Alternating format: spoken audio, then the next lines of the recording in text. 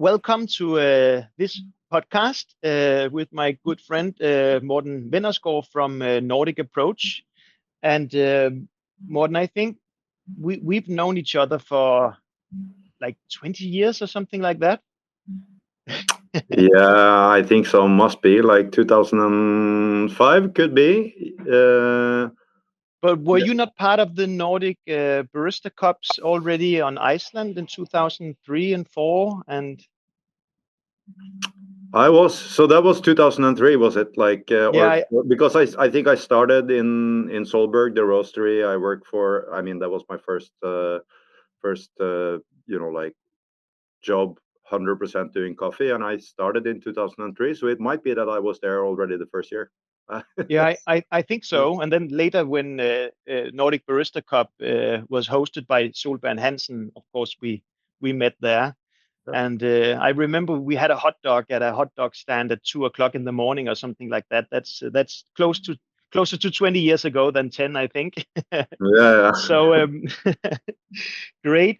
But Morten, would you mind to tell us a bit about your personal travel into coffee? What did you do? Did you have a life before coffee, or how does that work? Yeah, I had a life.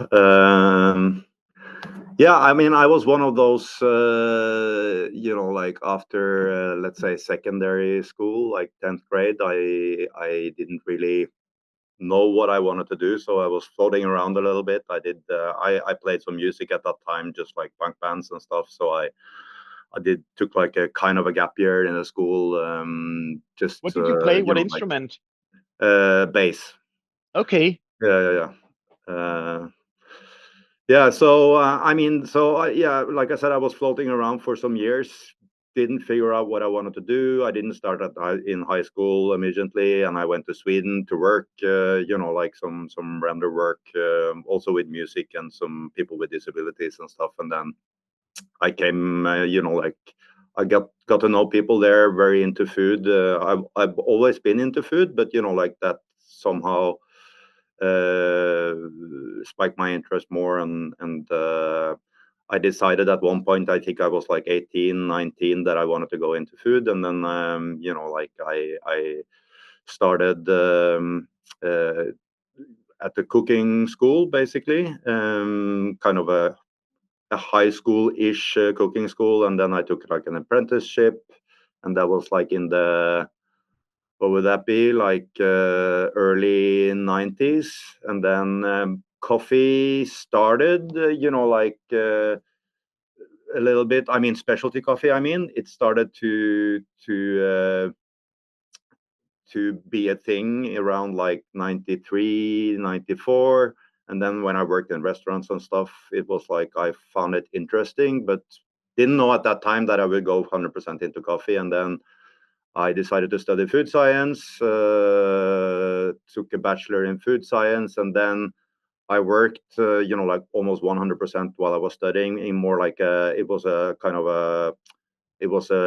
restaurant, bar, cafe, house. We had like several concepts, and then one of them were doing kind of, or tried to do proper coffees. And then I got introduced actually to a company called Solberg and Hansen that I started to work for later on. But anyway, that like I found it like really fascinating seeing that coffee wasn't really transparent and a thing where you actually talked about, like the origin and the environment and the varieties in the same way as you talked about wine and other things in food in general. You would know a lot about where it came from and the breeds and stuff like that. So I found that fascinating. So I took my thesis in a bachelor in coffee. In a way, it was more in a roasting kind of more about roasting and degassing and stuff. But like I had to read a lot about coffee. So yeah, I just at that point, that was like around 96. I found it like, fuck, that's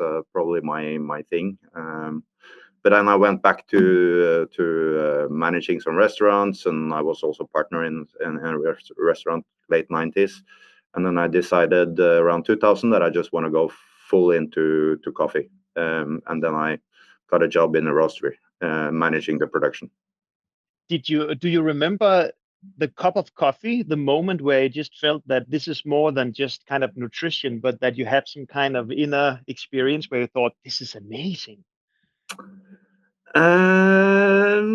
I won't say like one cup of coffee, but like when I worked in, it was a place called Café Dali in while I was studying in the city of Trondheim. I mean, I remember we started to get like single origin Colombians and single origin some Africans, but it was more like South Central Americans. And then I just realized, holy shit, there's a lot of fruit in here, and there's acidity, and it's much more, like much more going on than in the traditional, like drip brew kind of weak bitter things that you had. So I think that was kind of the first eye opener. But then I remember after I started to work at Solberg in 2003, actually 2002, 2003, yeah. I remember I started to cup coffees and I cupped Africans, and that was just like, shit, what's going on here? That was like an amazing thing. So I think I remember some Kenyans very clearly. That was just like mind blowing. And then, yeah, that was probably where I realized that it's a thing where we really have no clue of what's going on and what it can be. So, yeah. And when did you get the idea for Nordic Approach?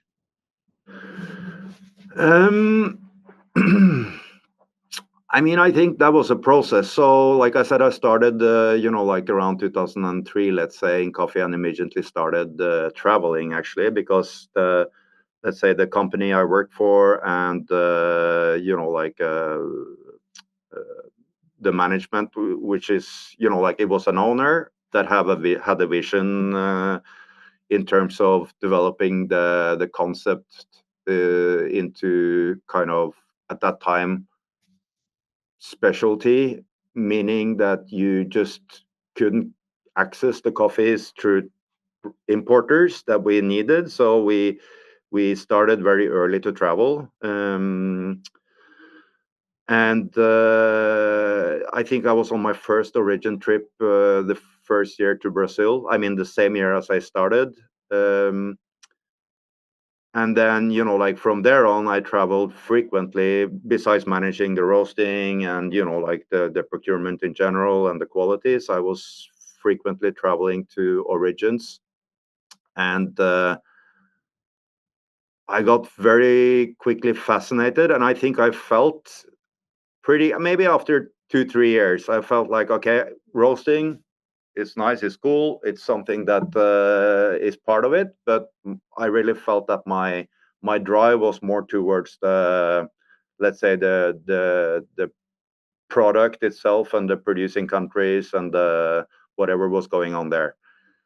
And then since we were importing our own coffee, that was not that normal. At that time, we had a lot of roasters actually approaching us and asked if they could piggyback on our direct shipments from origin and so on. And I guess like at one point, 2006, 7 or 8, I can't remember exactly, but like we were starting to think about the idea of actually doing within the business we had within the roasting company to Yeah, so start at doing, Solberg Hansen.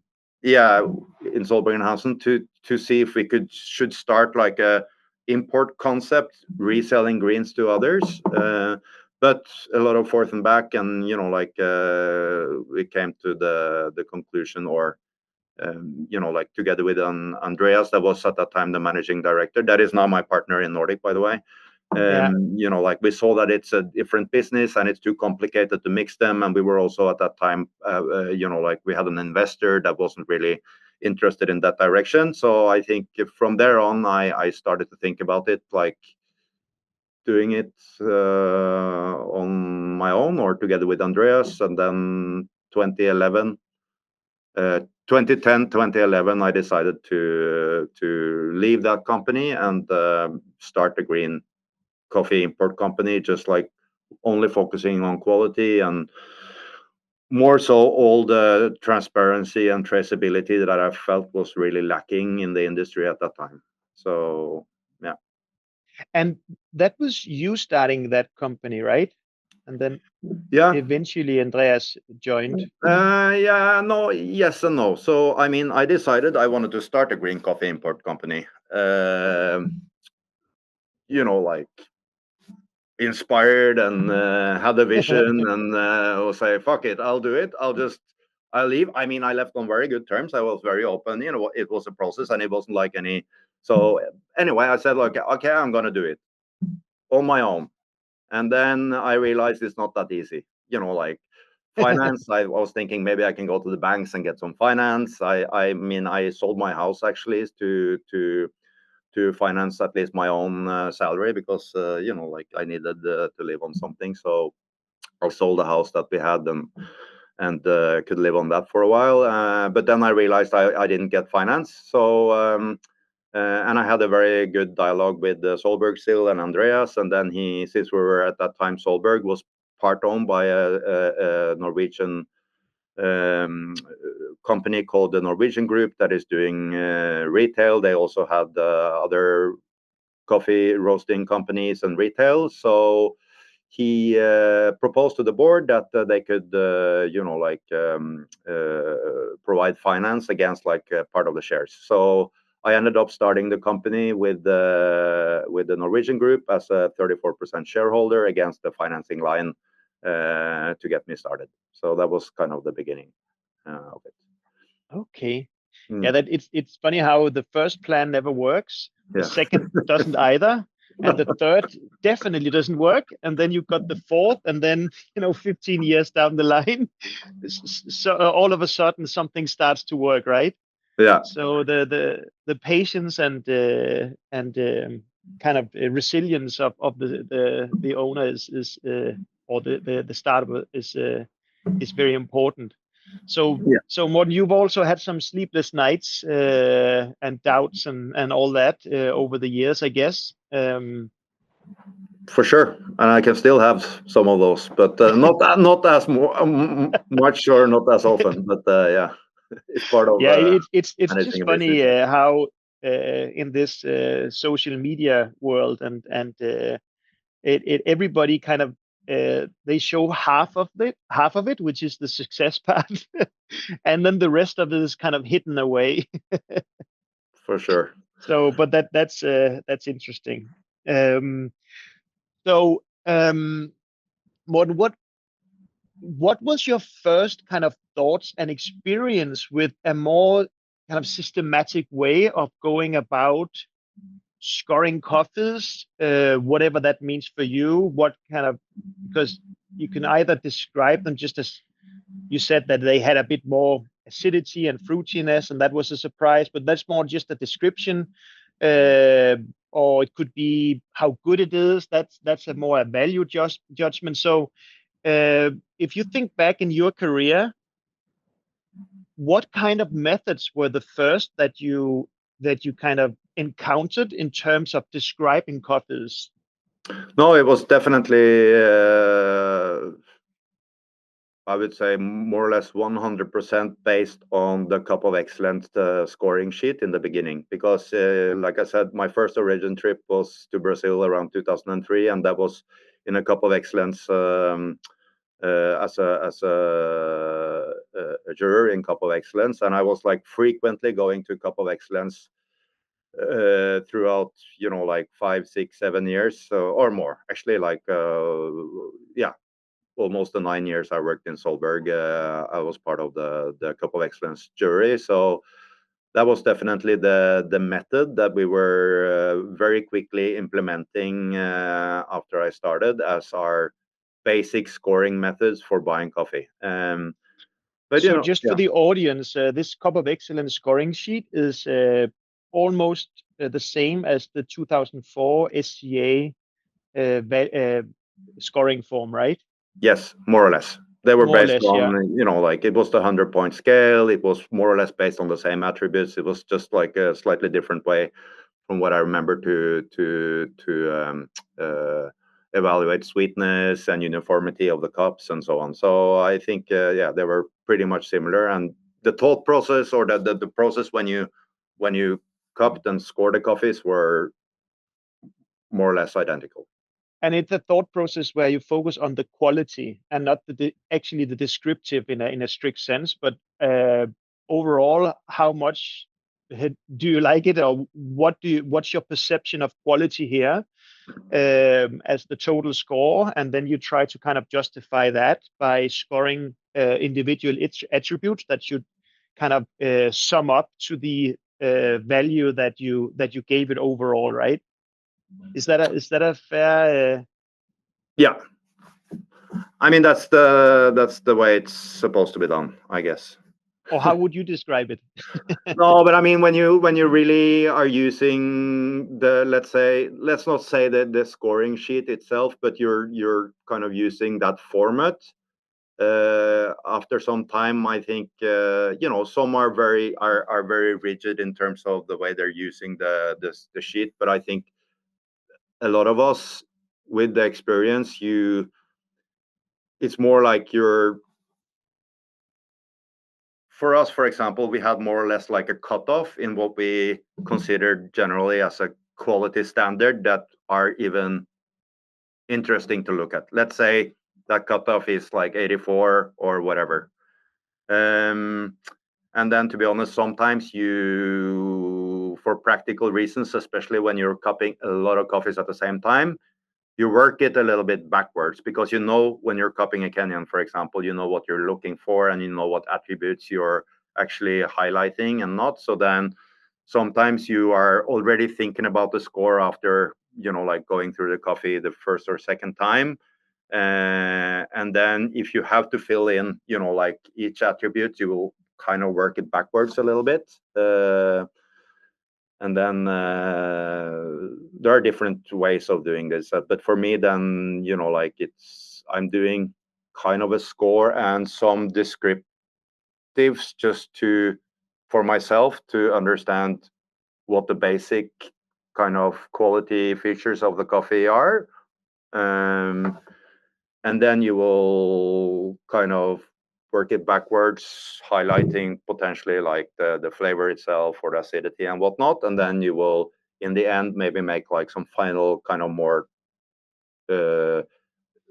specific flavor descriptors, just to remind yourself, why is this coffee on 87? What's the difference on this 87 compared to this other 87? Yeah. But I think everyone is doing it slightly different. But I see also, like that's kind of a very common way to do it. I think when you are cupping a lot of coffee and you're having, let's say, a good amount of experience. Yeah, and you say cutoff of 84. So formally the cutoff is 80, right, for specialty. Yeah. Or that has been discussed a bit, right? I don't know. What's your opinion of that discussion between the 80 and 84 cutoff? I mean, I don't want to make it too political, but I think, like initially when we started, it was more like let's if you have like Cup of Excellence as a reference, if that's whatever that means, like, because everything is evolving and that's also changing, and the way you're scoring coffee everywhere is changing, while the product development is constantly evolving and so on. But anyway, I think like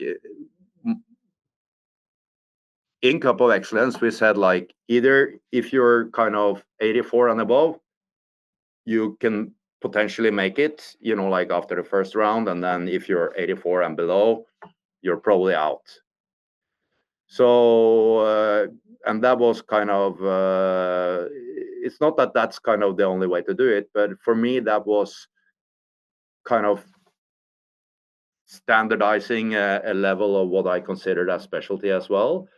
And is this already back in 2003 that this distinction between 80 and 84 kind of was something that people talked about?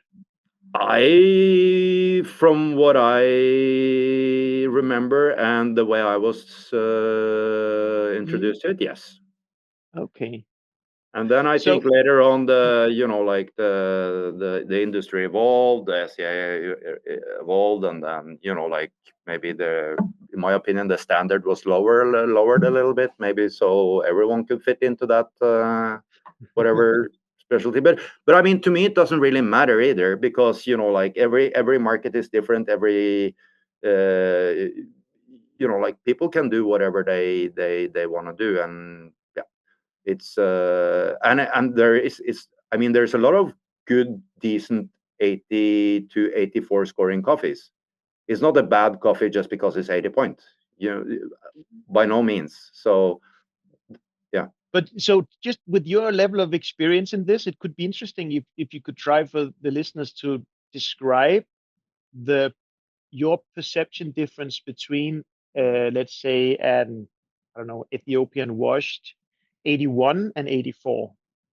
So 81, just so that it's not at the cutoff of 80, but just 81, so it's clearly in the 80s. And then something that you think this is an 81 because it's not just on the level. And then this is an 84. I'll buy this. It's not the most expensive at best, but it passes.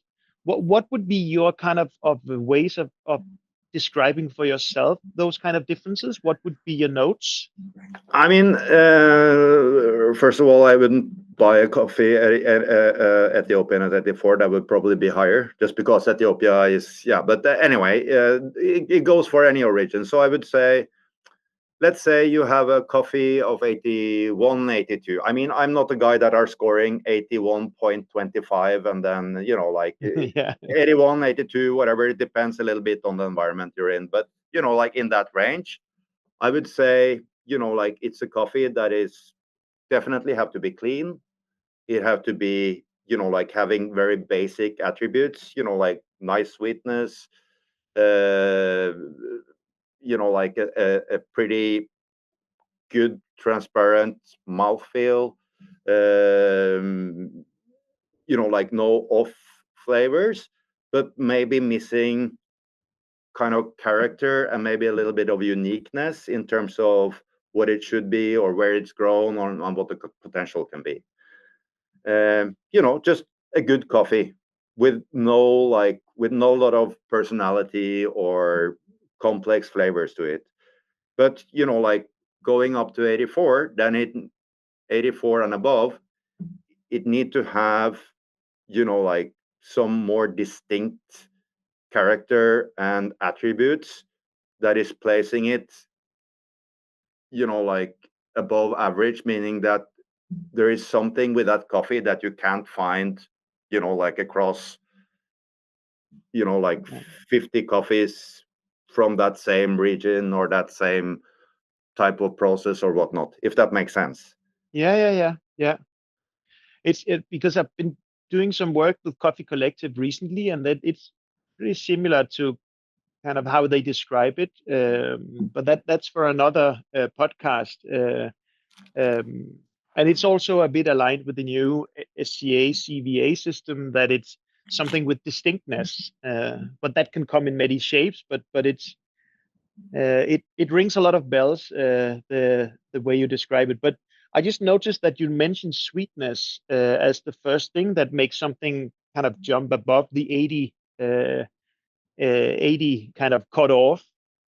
Is that's the only kind of a descriptor that I really noticed as a basic descriptor. And then there was something with cleanliness, right? And then above 84, it's something with some extra special features on top of that. Yeah, then it Yeah, need to be more like distinct in flavors, like having either more, like totally depends on where it comes from, but like yeah, more like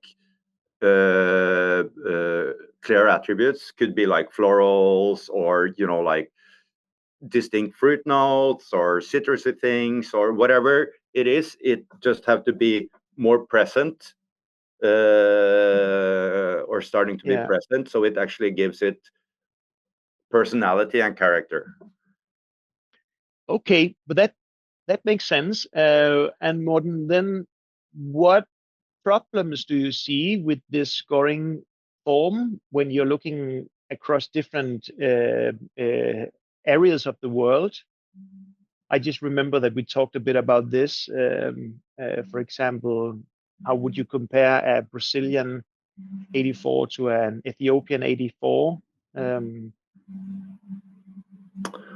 Oh yeah, but that's always kind of a discussion also. But I mean, the way we are doing it, at least, is that you cannot really, you have to score. In an ideal world, you should score everything, like completely in the same way. But then I think there's and you need like different parameters than what you have in a traditional scoring sheet. So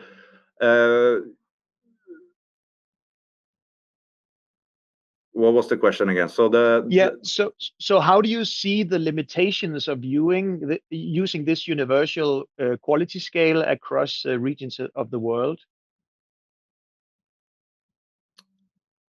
So how would do you think it makes sense to compare an 84 Brazil to an 84 Ethiopia, or what kind of um, limitations do you feel that if any in the cupping form? That's kind of so. Yeah, my question is, do you only use the cupping form, or are you internally communicating differently with your staff and with your clients and so on? What else than the cupping form do you use? No, I mean we at least we think we have a pretty good idea of what like the expectations can be, like in different origins, based on, of course, also like different processing techniques and whatnot. And then at the same time, we have a good sense of what the market is actually appreciating. And I think the way we're scoring coffee now, you are taking that into account in a unofficial way, just because there's not like a system or a scoring sheet where that's somehow integrated, or it's not done in a way that that people are let's say using across the industry. So we just have to adjust based on what we know of the coffee and the expectations that we know the market have, basically. So for Brazil, Brazil can score 87 points probably, and even if you put it on a table with the 84 Ethiopian, for many people in a blind cupping, it wouldn't stand out as better than the Ethiopian. But again, it depends on like the market, the preferences, of course. But that's the issue. I don't have a solution to it, but what we are taking into account where it comes from and what the expectations are based on environment, variety, processing, and so on. Yeah, so you're seeing the quality score as more like an internal way of communicating that is useful amongst your staff, because everybody has been talking so much about this that you know what each other means when you put a number, and then you are factoring in the geographical region when you think about in which market do I want to sell this. Yeah. I mean, Yeah. you can say so, but I mean, we're always talking a lot about like complexity, intensity, more than a lot of, like just even here internally, if we just ask everyone to put down a lot of descriptors, we can get like 15 different things. Some will find chocolate, and others will find florals, and, like a third one will see citrus, and a fourth one will see, I don't know, stone fruit.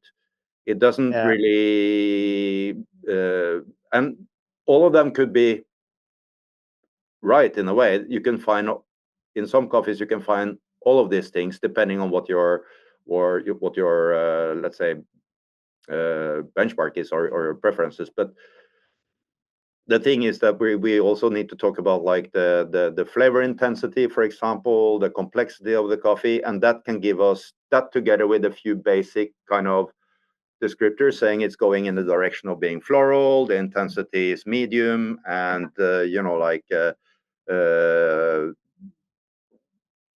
it's having a lot of depth, whatever.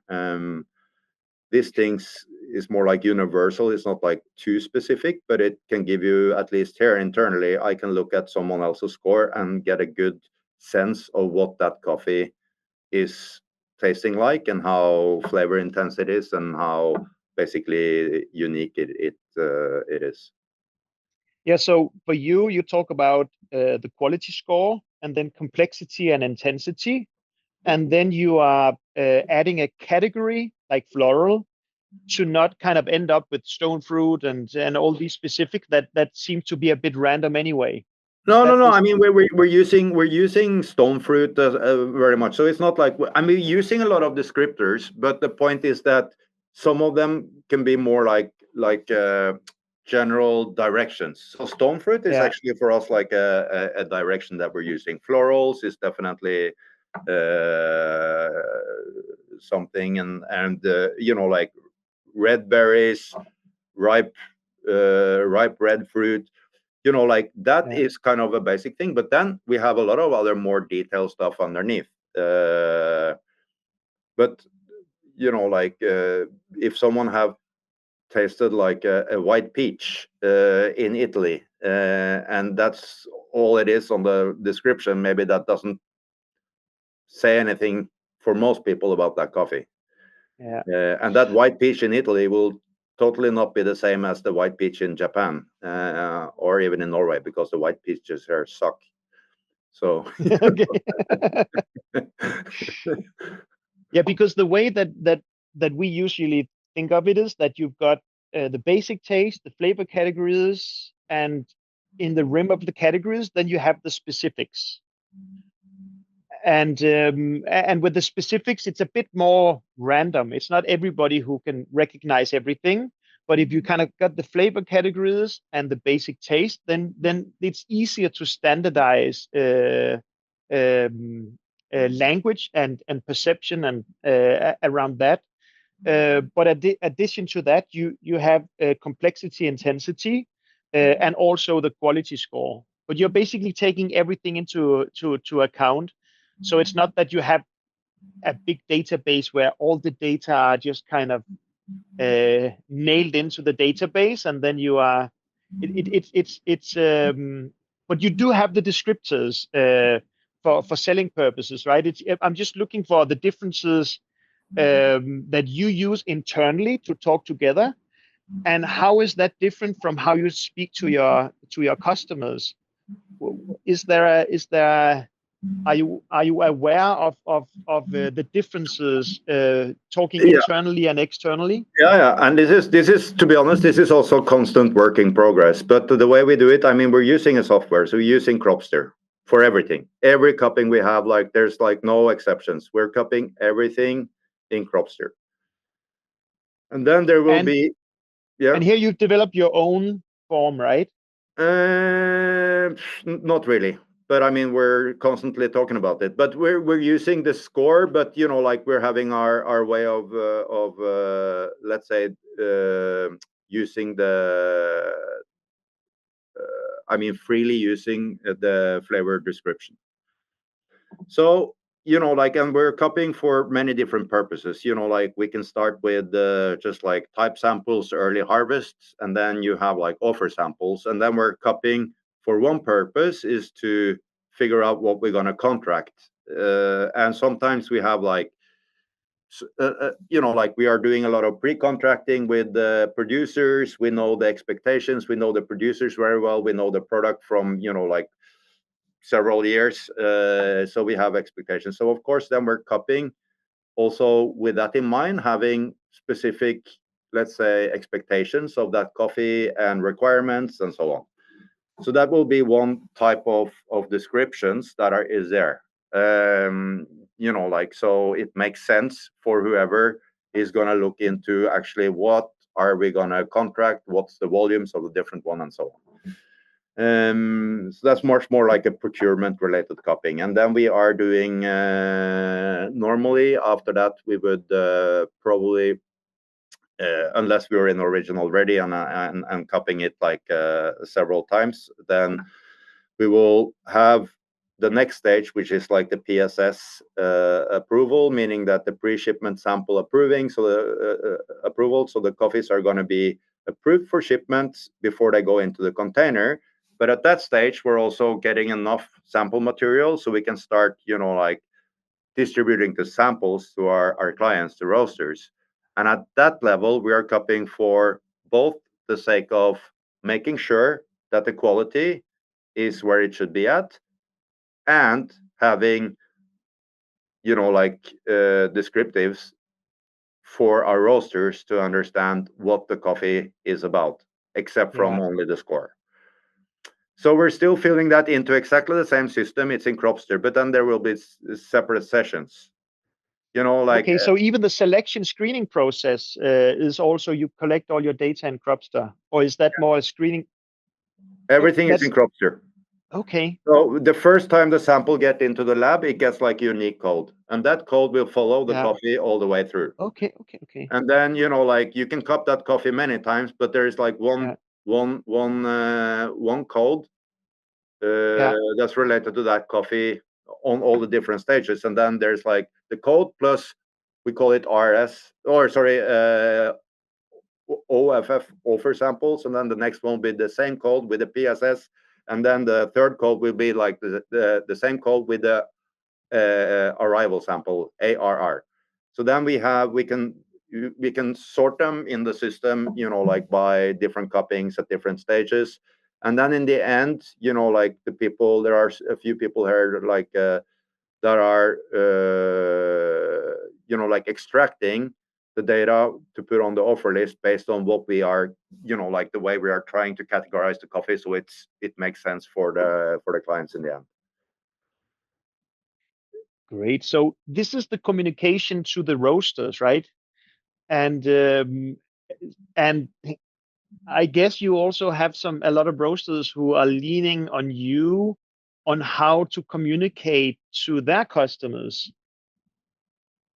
True.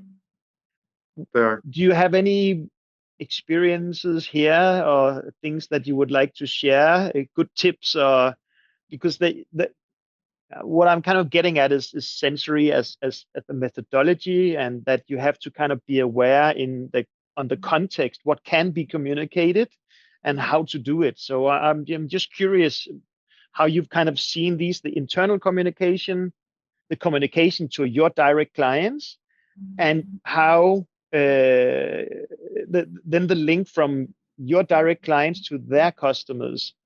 What kind of thoughts comes into your mind when I kind of talk about these different levels? I mean, first of all, I always feel that we could do, or we should do more and do it even better. But like in the day-to-day things, there are limitations. But we're actually constantly, or even now more so, thinking of how we can be better on that. But I think there's like no, I mean, we have some clients that just like they're using the descriptions we have on our let's say on our offer list, and like with every coffee there is like there's a spec on that specific coffee with like the cupping notes and the story behind the coffee and all the details that we have. So there's like a separate sheet for each coffee, no matter what coffee it is. It's always a separate sheet, so they can extract information there. And then we also have there, like the cupping date and at what stage the coffees are cupped at, so on. Some roasters are using that as it is. Other roasters are, like doing their own assessment and their own flavor kind of profiling, and maybe they use partially what we have and partially their own, and others are really just great in making it in their own way related to that market. So I don't think there's like it's not like one solution or one thing here. And then if roasters ask us for more cupping information, we have, like I said, we have a database. So what you see on the offer list on the web is kind of just part of it, and then we can also share whatever we have cupped it like before and so on. So it's a mix. What's your main geographical regions that you are selling your coffees in? Definitely Europe. I mean, Northern Europe, Central Europe is big. UK is probably still our biggest, like market as a, like if you look at one single country or market. But then I think we're very much spread out throughout all of Europe, Eastern Europe. Also, Czech Republic is a huge market for us, among others. And then I think 20, more or less now, 25% maybe is Asia. Okay. Like Southeast and Middle East. Yeah, and then so Yeah. we're kind So, of spread out. what about the Gulf region? We have clients there. It's not huge. Southeast Asia is still kind of bigger than the Gulf region, like the Middle East, but it's kind of is growing slowly but surely, and yeah, Do you we're see differences in flavor preference in those different geographical areas? yeah, for sure. I mean, there's definitely. I think that goes for all geographical areas. To be honest, I think even in Europe you see like different kind of, let's say, directions, but definitely Middle East is as it's been. I'm not saying it's absolute anymore, but like definitely just looking for naturals. But not like one. I wouldn't say one style. There's also differences there. Some like them like like super kind of funky, fermenty. Others like them cleaner and brighter. But I also see now people are looking into washed more than before in that region. So it's I think like every market, like it's constantly developing. We see it here as well in Europe. I mean, some market they were early on into the like anaerobic and more like heavy fermented coffees, and then they're going back a little bit to cleaner stuff, while other markets were like coming later and they're kind of more into it now. And yeah, so but I think yeah. It's just being so interested and involved with consumer science. It's very interesting to know those differences, and particularly in the light of what we talked about, that the quality form is not necessarily very useful um, for predicting consumer preferences. So I'm just kind of trying to pick your brain if you have some flavor categories that you can put on your different areas that might be interesting for the listeners to kind of get an idea of.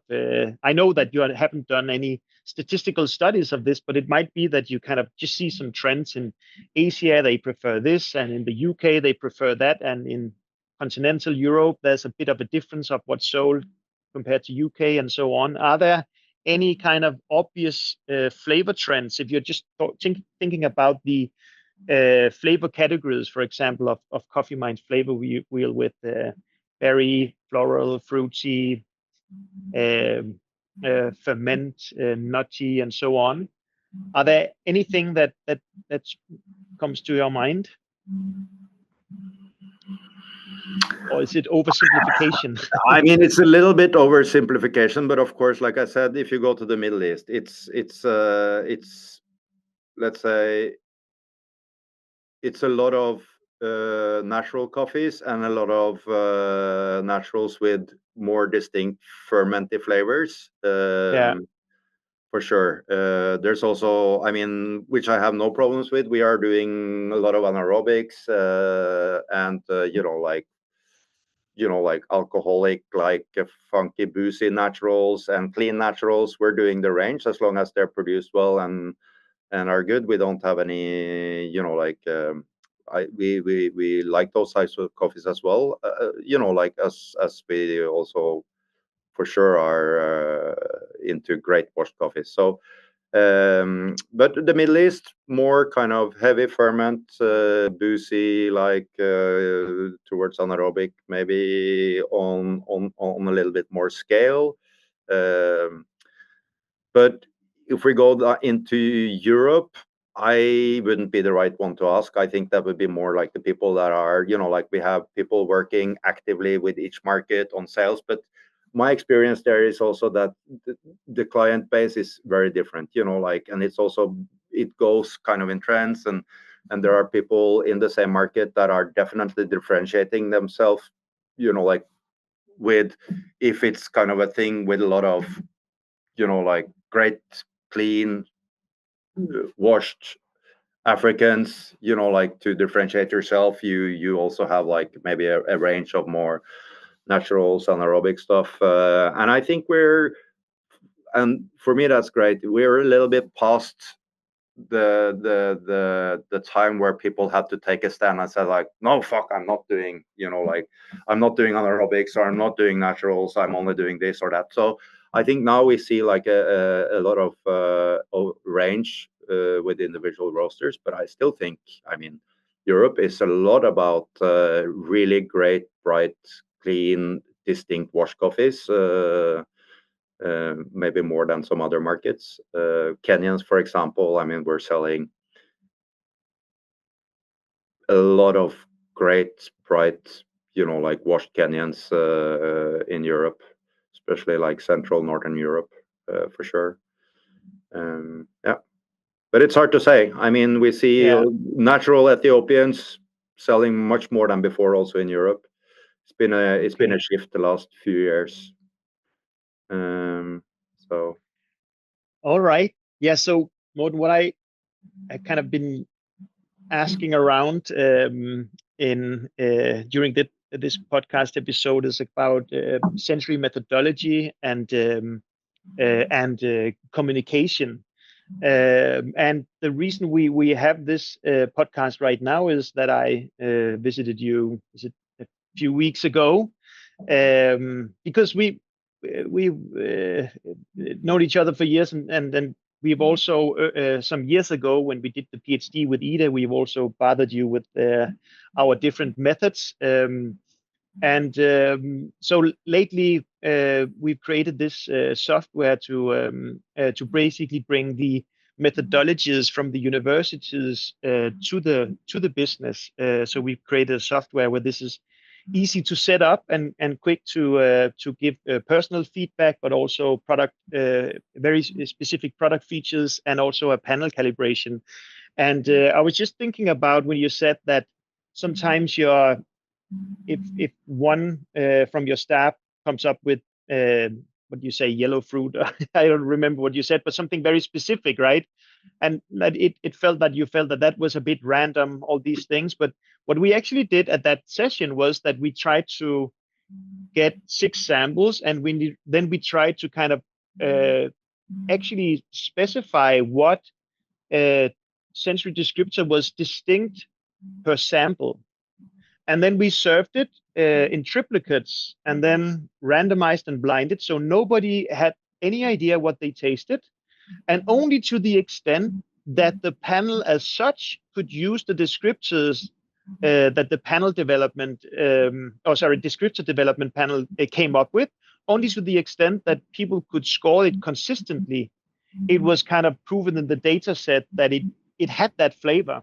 Because if you come up with something and think that, and this describes the coffee, and then you ask a panel to score that descriptor, and this coffee doesn't stand out as such. For example, if it's, let's say it's, if you say that this tastes like Brazilian nut, for example, and then you ask a panel to score the level of Brazilian nut, and the coffee that you said was Brazilian nut doesn't stand out as high in Brazilian nut every time people taste it without knowing it, you can expose if the descriptors make sense or not.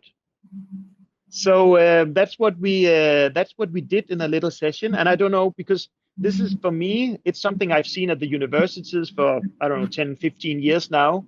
And it's something that I've kind of developed and try to kind of show people. So I don't know, I'm quite curious, kind of if you could just describe what you experienced that day. It might be something that I didn't focus on.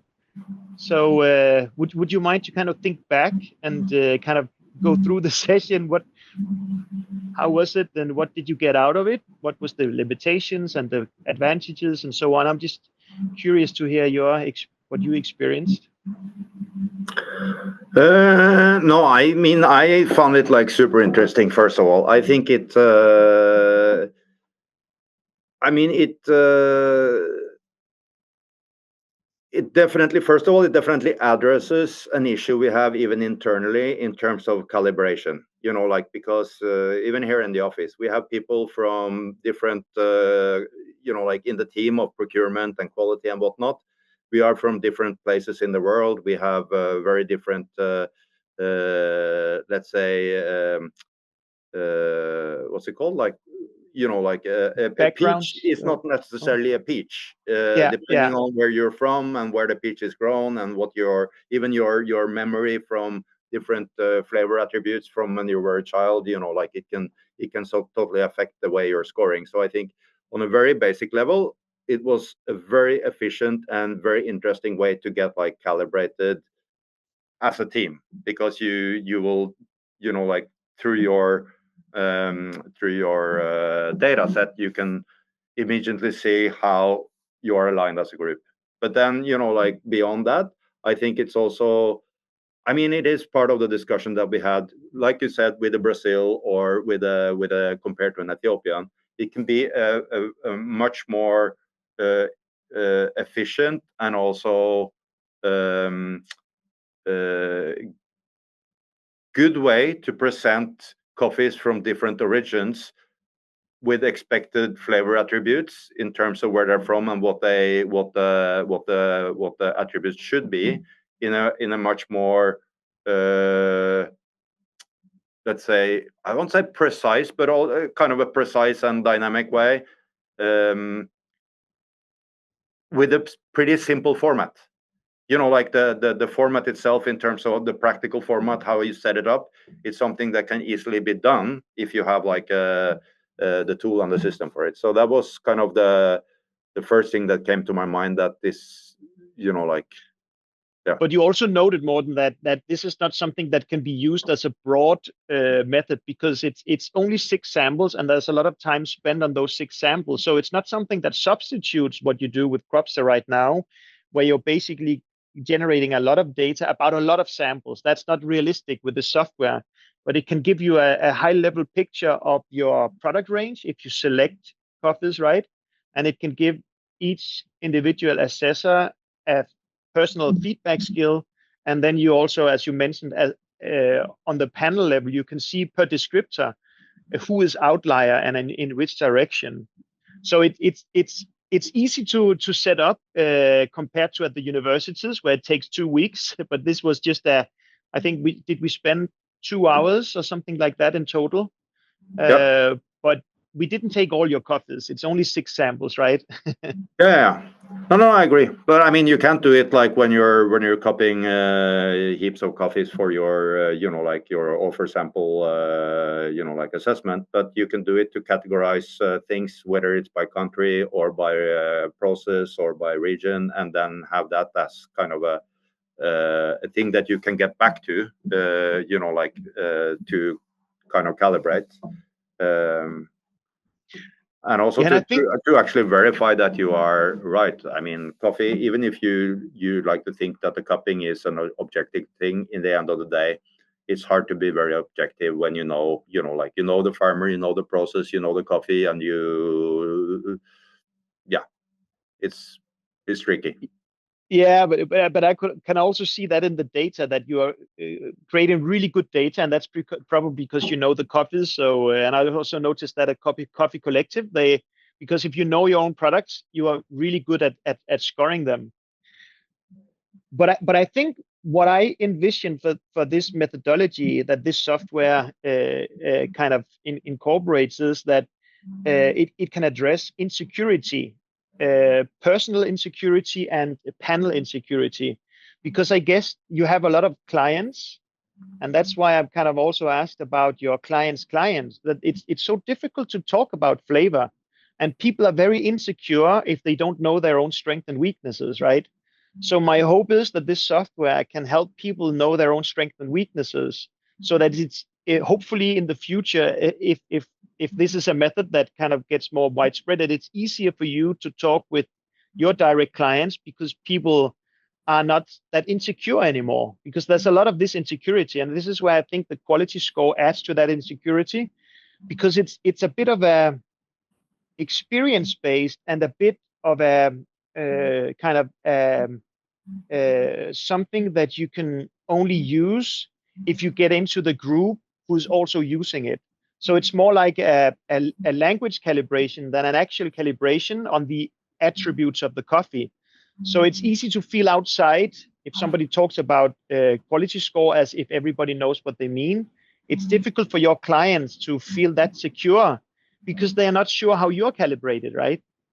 So if people are less insecure because they know their strengths and weaknesses and also know how calibration in the panel works, hopefully that could lead to a even better communication between you and your clients.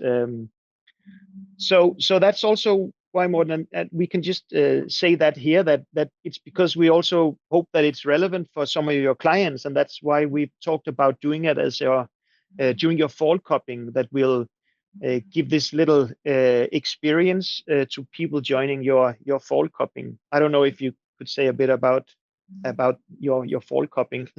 if my listeners, if for those who doesn't know what that is, you could say a bit about that. Yeah, no, that's we're having these events actually like in a few different places in Europe, but in Norway every year we have like one big spring cupping, what we call spring cupping, for coffees that are in season, like either like on the way, about to arrive, or just arrived in the spring. And then we have the same for the autumn. So around October, early October would be the normal. Well, that's the fall cupping, right? You said spring cupping because the spring cupping has just been, right? The spring cupping has just been. Yeah, I said autumn cupping, but sorry. The fall. Yeah. Okay. Yeah, so like that's around October. So the concept is basically that it's only for roasters and clients, or like potential clients, but you need to be a roaster and slash buying coffee to attend. And it would normally be around between 40 to 60 people. I think the one we had now was one of the bigger one we ever had, like around 70 attendees in total. So that's kind of the concept, and we're cupping the format is that we have presentations on origins and a few other topics between cuppings, and there's normally like 2 to 3 kind of cupping sessions per day, and that could be of 20-30 coffees each. So there's a lot of coffee. We're going through a lot of coffees these days, and and then we are planning to make a small experience, because this software we can easily do 60-70 people if we just have a few sample and go through the logistics.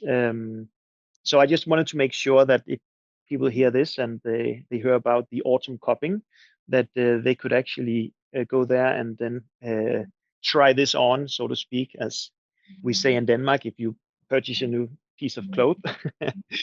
And I'll also be back at Nordic Approach, where we will do an event in a month with Tim, but that's an internal one. But perhaps we'll come out with some more content around this. Yeah. Cool. All right, but Morten, it was really nice to get some time to pick your brain. I mean, you've been in the business for many years and been doing some really serious work, finding some excellent, nice coffees for many years. So I just wanted to pick your brain and share it with my listeners, as I think it's really your coffee career is really amazing, I think, and very interesting, and particularly when it comes to talking about high quality coffees, cupping methodology, and so on. Thanks. All right. Thank you very much, Morten. And I think I'll just end the podcast like this, and looking forward to see you in a month's time or so. Perfect. Okay. Thanks a lot. Thanks. Bye-bye.